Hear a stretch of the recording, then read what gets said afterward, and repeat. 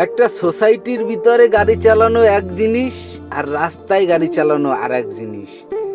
মানুষকে শৃঙ্খলাভাবে নিয়ে আসে, গাড়িগুলাও চলার একটা শৃঙ্খলা চলে আসে, মানুষ সব কিছু বোঝে।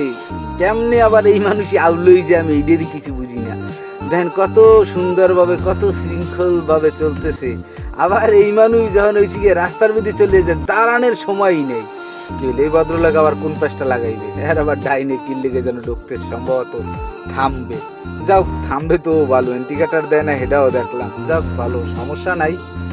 এখানে তোর কিছু করার নাই, চলে এইদিনই চলতেছে। দেখি কত দূর যাইতে পারি। আর নিয়ম কারণ আসলে মানুষের বসতে একটু সময় লাগে, তো বুঝে উঠতে হইবে।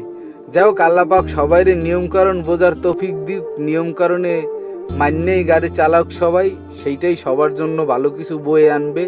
সবাই নিয়ম কারণের মধ্যেই চলে।